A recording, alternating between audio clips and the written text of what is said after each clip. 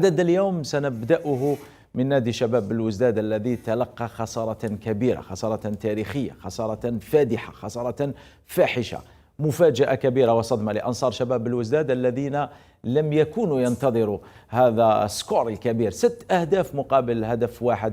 شباب بلوزداد سقط أمام الأهلي المصري رغم أنه كان متقدما في النتيجة. إذن برسم الجولة الثالثة من دوري المجموعات في دوري أبطال إفريقيا، نادي شباب بلوزداد يسقط سقوطا حرا ويتلقى هزيمة نكراء، 6 أهداف مقابل هدف واحد. الجميع يتحدث عن هذه الخسارة في الجزائر وكأنها أصبحت قضية رأي عام.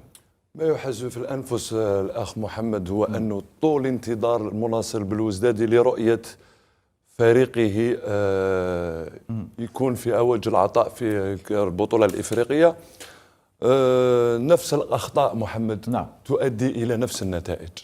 لما أنت نبدأها من أعلى نقطة في هرم نادي شباب بلوزداد وهو رئيس الفريق سواء كان رابحي أو حتى المدير العام شرف الدين عمارة.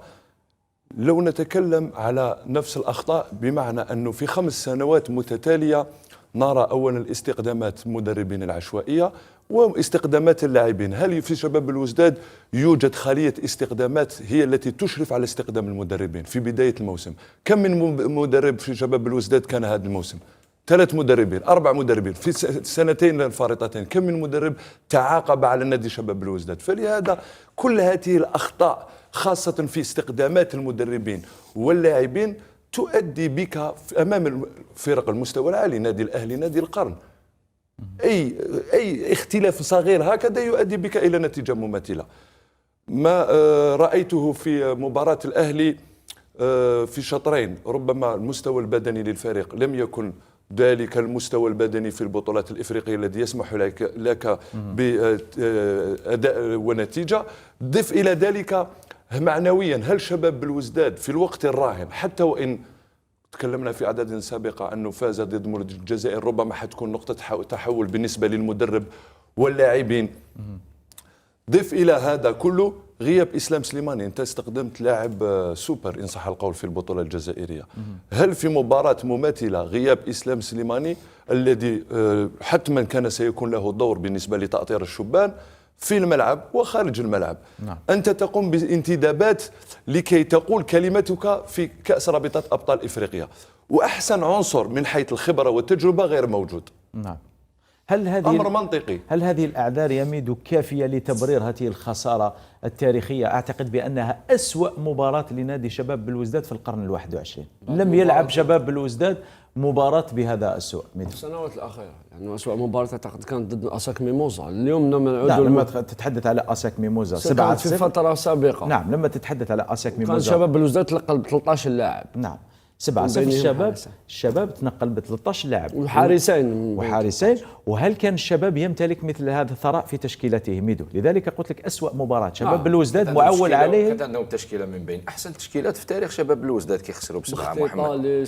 لا هذه التشكيلة أثرى أمين. هذه أثرى من تشكيلة تاع بختي طالس. تنقلوا ب 13 لاعب فقط في ذلك الوقت. لا كانوا منقوصين أمين، لعبوا منقوصين. رانا نهضروا على شوف أمين، أنا أعتبرها أسوأ مباراة. لماذا؟ لأنهم في تلك المباراة لعبوا منقوصين، لعبوا في أدغال إفريقيا أين الطقس والحرارة والرطوبة وأشياء مماثلة. الإمكانيات أيضا محمد، والإمكانيات التي كانت متوفرة في ذلك الوقت لم تكن متوفرة في هذا الوقت. أنت لعبت في مصر وكأنك لعبت في الجزائر، لعبت في شمال إفريقيا. أنت تمتلك تشكيلة قوية جدا. أنت على الورق تشكيلة قوية جدا، ثراء كبير في تشكيلة شباب بلوزداد. أنا ندور قبل ما نولي سؤالك نولي الكلام اللي قلته نهار جا دولور هنايا في هذا المكان أمامك. قلت لك الأندية الجزائرية تحب تدي كأس إفريقيا بالصرف. كأس إفريقيا يلزمها مهاجم مثل المهاجم الفلسطيني لنادي الأهلي المصري أبو علي. تعرف من أين استخدمه الأهلي؟ من البطولة السويدية. بيرسي طاو اشترى وثائقه من نادي برايتون. حنا هنا يجيبوا لي زافريكا مع احترامي لهم، لي زافريكا لا ماجوريتي دي زافريكا نون با لو نيفو بور جوي في شامبيون ناسيونال. كان جوار يلعب شامبيون تشوفوا يلعب اقسم بالله مليح كي تكون هكذا ديغوتي تشوفوا تبدا تضحك يطلع لك المورال. مي نا اوكين كاليتي دو جو جوي اون فيان اون ديك سي نو كي لا رامني تو نو. كاس افريقيا باش تفوز بها لازم تداوم. شباب بلوزداد المشكل تاعو حبيت تقنعني بانه شباب بلوزداد ما عندوش تشكيله قويه ميدو. معليش قول لي. اقوياء لا ينهزمون ب6 أهداف. صحيح، لكن حبيت تقنع هذه البارادوكس، هذه المفارقه ميدو، انه عندك تشكيله قويه، عندك فريق قوي، وعندك مدرب محترم، وتتنقل الى مصر تخسر ب6 أهداف مقابل هدف واحد. الاهلي صحيح هو بعبع افريقيا، لكن الموسم الماضي فاز عليه اتحاد العاصمه في السعوديه. مباراه واحده. وعلى شباب بلوزداد لعب 14 مباراه تعادل معه ذهابا وايابا. شوف نعم. امين حكى على مشكل مهم، حكى على امر مهم جدا، تغير المدربين، سلسله تغير المدربين في شباب بلوزداد. شوف شباب بلوزداد في اول 3 سنوات من المشروع لما بدا يلعب دوري ابطال افريقيا لحق 3 مرات للدور ربع النهائي. الموسم الماضي خرج في دور المجموعات، واليوم يخسر امام الاهلي ب6 ناقص 5 في الجول افيراج، امام مهمه عسيره جدا. الاستقرار يولد ينبئ الاستقرار واش يجيب لك التكرار الذي يولد الطبيعه. التكرار. نعم. انت لما تقعد تكرر ومستقر على التشكيله، لكن في كل مره تبدل التشكيله مدرب. شوف شباب بلوزداد في اخر موسم 3 مواسم خسر ب4-0 امام ماميلودي سان داونز هنا في ملعب براقي. 4-0 في ملعب ميلودي، في ملعب نيلسون مونديلا، 4-0. الموسم الماضي خسر ب4-0 امام نادي يونغ افريكانز، وهذا الموسم يخسر ب6-1 امام الاهلي المصري. نفس الاخطاء تؤدي الى نفس النتائج. الله يرحم والدي. ميدو، عدد لي اسباب الخساره 1 2 3 4. هل شباب بلوزداد يدفع ضريبه الاستقرار؟ نعم، عدم الاستقرار على مستوى المدربين واللاعبين. نعم. وعدم استخدام اللاعبين اللازمين باش تلعب بهم كاس افريقيا. لما تجيب لاعبين افارقه باش تلعب كاس افريقيا، بوتيتر كو سي ار بي مدار دايت لهم ان بارام ان با ديباسي في لي سالار وفي لي ريكروتمون. بوتيتر جدي بوتيتر ما عنديش كل المعلومات على شباب بلوزداد، لكن لما تجيب الافارقه احترموا على الاقل الانديه والبطوله اللي راكم تلعبوا فيها والبلد اللي راكم تلعبوا فيه. ما تجيبش دي زافريكان تاع 40 دورو تحوس تتقابل بهم الاهلي المصري وتلعب بهم منافسه الاخر.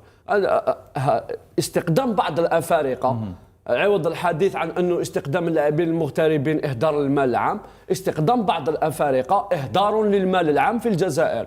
Il faut enquêter sur certains africains كيفاش راهم يسينيو في البطوله الوطنيه. يا با مال دو، ما نقدرش نستعمل الكلمه، مي يا با مال دو جوار تري ليميتي كي توش دي سون فaraoniques كي جو دون دي غران كلوب في البطوله الوطنيه. الافارقه يجب وضع سقف لاستخدام الافارقه. حنا اوليو دونكوراجي لو جوار لوكال، رحنا زدنا مدينا لهم 5 ليسونس افريكان. يلا عمر جيب برك، نعطيك انديه استخدمت 5 افارقه يصلح 1 2 فيهم. دايرين قوانين انه اللاعب اللي تجيبه لازم يكون لاعب دولي. في اقل من 23 سنه داخله فيها. في افريقيا تقدر ترافيكي لا ليسونس دو جوار انترناسيونال يو 23 ولا لاعب شان عادي. علاش شيء صعيب في افريقيا انك تزور وثيقه لاعب دولي؟ ما هو شيء صعيب. كاين شيء اخر في البطوله الوطنيه، كاين الافارقه اللي جاو كاع هذا العام للبطوله الوطنيه. الموسم الماضي كان زوغرانا دار ليكسيبسيون، سي ان تري بون جوار زوغرانا. هذا الموسم كاين كوني لاريير غوش اللي جابوا شباب القبائل، ومن اخطاء طبيعه باش جاي يلعب في البطوله الوطنيه، لانه لولا لي غامون كروازي 2 فوا ما تشوفوش في البطوله الوطنيه، لانه قبل موسمين كان يلعب في اولمبيك ليون، لعب في رامس، لعب في ليل، لعب في التشي، ولعب في انديه كبيره في فرنسا. هذا البروفيل انا نجيبه. علي موسى تاع اتحاد العاصمه، علي موسى تاع لاعب اتحاد العاصمه ايضا سافا بور لانستون، بوتيتر عنده بروبليم قسامه غير مقنع دادابتاسيون في لا لونغ باسكو يهضر اونغلي تو فيكو الجزائر سان بي فرانكوفون، حنا نهضروا بزاف فرونسي تو. كان بوتيتر يفا ريفونير سور لي راي، مي لي زوتر افريكان سأعود لك ولكن أريد أن أستمع لرأي محمد لامين بن شابير. تحدث الزميلان عن أن شباب بلوزداد يدفع ضريبة الاستقرار، عن عدم قيام الإدارة بالانتدابات اللازمة. ماذا تريد أن تضيف أمين على هذين السببين؟ شوف، أنا ربما سأكون رحيما مع شباب بلوزداد. هذا لا يعني أني سأبرر الهزيمة بسداسية، ولكن هل زرت القاهرة؟ هل ذهبت إلى المركب الذي يملكه النادي الأهلي؟ مركب بحجم مدينة من أكبر المدن هنا في الجزائر. هل شاهدت ما الذي يملكه النادي الأهلي داخل هذا المركب؟ هل تعلم أن النادي الأهلي لديه أسهم في البورصة العالمية؟ لا يمكن أن تقارن شباب الوزداد الذي لا يملك حتى ملعبا يتدرب فيه وملعبا حقيقيا يستقبل فيه، نادي يستقبل على العشب الاصطناعي في ملعب 20 أوت. تقارنه بنادي مثل الأهلي الذي يلعب دائما الآن لا يستقبل في 20 أوت. نعم. معليش أنا نضرب صح إلى وقت قريب نعم. جدا إلى تقارنه بنادي اسمه الأهلي، هو أحسن نادي في إفريقيا في التاريخ، وهو واحد من أقوى الأندية في العالم، مشارك منتظم في كأس العالم للأندية، كأس القارات الأخيرة خرج بمحض الصدفة والحظ بضربات الجزاء أمام باتشوكا الذي أظهر أنه كان ضعيفا جدا مقارنة بالأهلي في المباراة النهائية.